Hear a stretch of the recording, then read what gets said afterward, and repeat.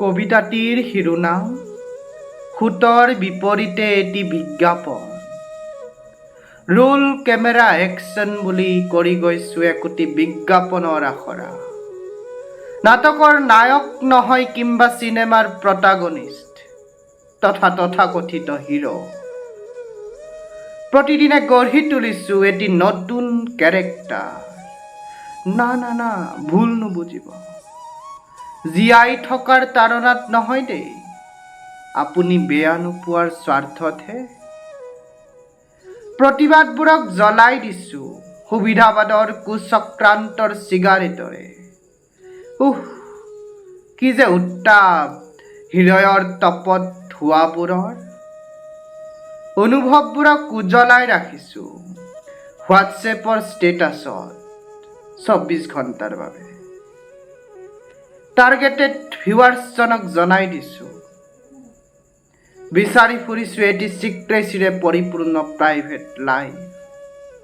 নাই, তথাপি প্ৰতিবাদবোৰক মনতে সাজি ৰাখিছোঁ। খাতিৰৰ সাপেক্ষে বিলাই গৈছোঁ সহানুভূতিৰ এপিয়লা সংকেত ধ্বনি। শ্ব' অফৰ ষ্টেটাছত পাহৰি গৈছোঁ মই কোন, অনিচ্ছা স্বত্বেও কৰি গৈছোঁ মুভ অন। মাথো গঢ়িছোঁ কৃত্ৰিমত্তাপূৰ্ণ জীৱনৰ সংজ্ঞা। লক্ষণীয় এতিয়া স্বকীয়তাৰ জৱনিকা। শিক্ষা চিকিৎসা সেৱা লৈছোঁ বেচৰকাৰী, চাকৰি লাগে মোক চৰকাৰী। চঞ্চল পৃথিৱীৰ মায়াধামত নীৰৱে গতি কৰিছোঁ শান্তিৰ সংজ্ঞা বিচাৰি। সুখৰ টোপোলাটিয়ে কেতিয়াবা জিপেৰ নটিফিকেশ্যনৰ সেউজীয়া আখৰবোৰৰ দৰে দেখা দিয়ে। সেই সুখৰ হিচাপ বন্দী কেৱল লিপচাৰ পিঞ্জৰাতহে। মাথো নীৰৱ দৰ্শক হওঁ স্কেনাৰ আৰু লিপচাৰ অভিপ্ৰায়।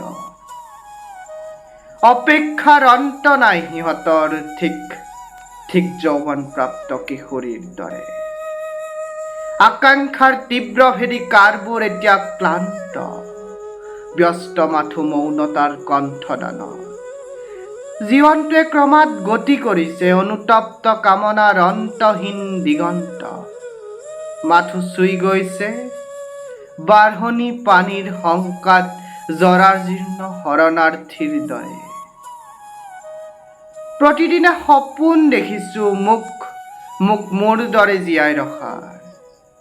হেৰুৱাব নিবিচাৰি নিৰলে দি গৈছোঁ সুতৰ বিপৰীতে এটি বিজ্ঞাপন। ধন্যবাদ।